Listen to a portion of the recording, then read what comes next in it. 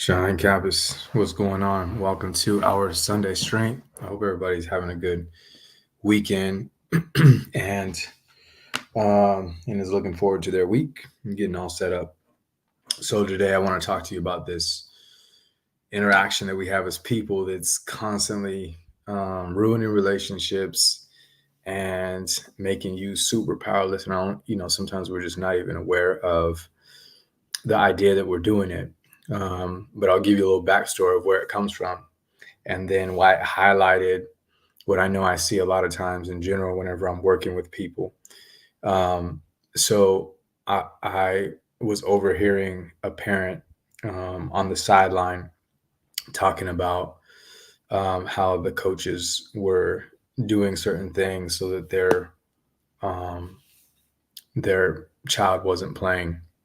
And I don't know whether that's true or not, but it just got me thinking about what a powerless move, or just in general, like the idea of how we could stand up. And I think a lot of us do this. We could stand up and point our difficult times to other people. And I think even in this climate or in this world that we're in right now, I hear people blaming other people for their situation. And so what I do know is there's certain things you don't have control over of, and people are responsible for in your life. Um, but you just give away so much power when those things become your focus. And so, what if what if your world didn't have that inside of there? What if your world didn't have this idea that people are causing you to have a hard time in your life? And so, here's what's at issue. What's at issue is that if you are constantly able to point fingers at other people, then um, I would believe, or I would think, and you can kind of do the measuring scenario, you're probably going to become pretty miserable if you're not already feeling that way. Like you can't get ahead, like specifically in relationships, because we're dealing a lot with couples. This same kind of concept comes up in relationships where it's the your partner's fault. And if your partner was doing it differently, then everything would be okay. And sometimes it's sneaky. So a lot of times, especially whenever couples have been working with me, we kind of talk about this at some rate to not point fingers or blame, but it always comes back to some kind of experience that is going on where it's somebody else's fault. And the reason that I'm upset is because of they're not being or doing who I need them to be or do. And in the midst of that, and this is so interesting to me, in the midst of that scenario, while I'm pointing my fingers at somebody and saying, hey, they're not being what I want them to be or do, I would say that if I was doing that in that moment, I'm probably not being who I want to be or doing the things that I need to do to get to the places I need to get to. So you're creating such a powerless scenario for yourself. And if we're going to change it, we have to see the world differently. And so um, I mean, it's easy for me to say, hey, don't blame, but it's not a matter of not blaming, because there are opportunities for you to be able to do that. There are real scenarios where you could be in a relationship and that person just isn't doing the things that they need to do. You can be in this world and somebody could literally run by you and steal your purse. I watched that happen when I was a little kid. Like that lady had zero control over what those other people um, we're doing. Like there's a lot of scenarios where you could say that not only did these things happen, that they make your life harder. And I think at that point in time, that when we start consuming those things and we start staying focused on those things, then it does create a situation where we don't have control over our lives. And so there's sneaky beliefs that you end up generating when you stay focused on all the things that other people are doing. And even in scenarios where you might feel like it's impossible to overcome that scenario, it's not your job to keep focused on things that aren't in your control. It's your job to really stay focused on things that you do have control over. And so here's the switch over if we're going to If it's not just something, it's something that bothers me to hear a parent, because I have a feeling like if the parent is saying that about their team, then or about the coaches, it's probably getting to the kid, and then the kid has to experience the same thing, and then we grow up, and then we're doing marriages that situation the same kind of way, and it probably is the same kind of scenario even in relationships for any of us who are doing this kind of scenario where we're pointing fingers and we're really blaming. And so, how do we switch that over? What's a focus point?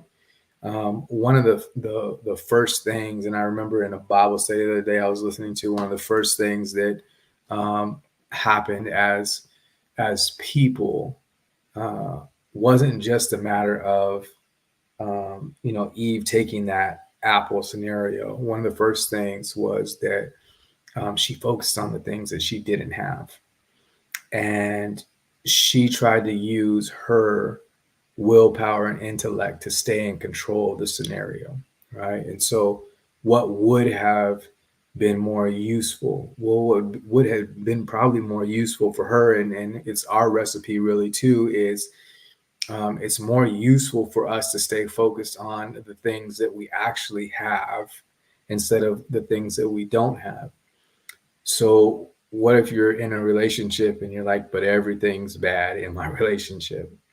Um, you at least have an opportunity, and people might not like that I paint it that way, but I think even as you not liking it, like you're taking away some of your choice and your ability to be able to grow as a person. And so you have an opportunity for you to grow and for you to be able to serve under the worst kind of scenarios. I always remember um, hearing about Nelson Mandela and him being in a scenario where he's in jail, but he was like, I'm free, right? And so he was really locked up, like that was his circumstance. But in his mind and his heart, he knew he was free based on the way he was approaching his life and what he was doing inside of his mind. And so you still have the same opportunity too. You're not in jail. You might be in a hard scenario. None of this is about safety scenarios. I'm not talking about being in an unsafe situation. I'm talking about being in a situation where you don't believe in the person that you chose to be in a relationship with. I'm talking about when we're dealing with trying to grow our children into being in different kinds of circumstances. We don't need to pay attention to or try to create fairness in the world around us. We need to give our own um, paths a chance to exist and believe in the things that we have inside of us for us to be able to make a difference. And I already know for so many people, like hearing this message, it might be hard for them because they think, well, that's not realistic. And I would say, like, challenge that, because is it realistic for us to constantly be frustrated with the world that's never changing? Like, we're going to stay in a scenario frustrated about a situation that we just keep hitting a revolving door on, right? Where I'm frustrated, that person's not changing, that person's not changing, I'm frustrated. And then we just keep going in that circle. I don't know that that's realistic or useful either, right? And so, what is useful? What is useful is strengthen yourself. Continue to build on the things that you can inside your relationship. Okay, so here's a cool outcome. What I do know is whenever in relationships specifically, when you join together, and instead of reducing that person, or instead of saying what that situation is or is not, or saying how it's not fair, you come to try to get to understand what that scenario is, or you build yourself up to be a support in that moment or in that situation, and your lens gets to change. And because your lens gets to change, I think in relationships specifically, you get to move together. And two people moving together is a whole lot stronger than when somebody has to fight another person, or when somebody is having to do a battle on their own, right? So the challenge is on to be able to create this scenario, not so that you can have an outcome, but but because that's who you're supposed to really be, who you're supposed to be in any relationship that you're doing, and especially in your marriages and in your relationship with your significant other. Um, the person that you're supposed to be ultimately is a person of service, a person of support, a person of love, a person who is constantly battling for that other person. as much as your ability will give you. And so, if you can move to that, if you can stay focused on that, then I think everything changes inside of your heart. And when things start changing in your heart, things start changing in your relationship. And here's why: because in any kind of culture that we're building, and let's say that our marriage is a culture, any kind of culture that we're building, the culture cannot exist without the leadership heart being in the right spot. So we can go to try to build a good culture, we can go to try to build a good relationship, but we're not going to get that relationship by having a heart of blame, a heart of being powerless.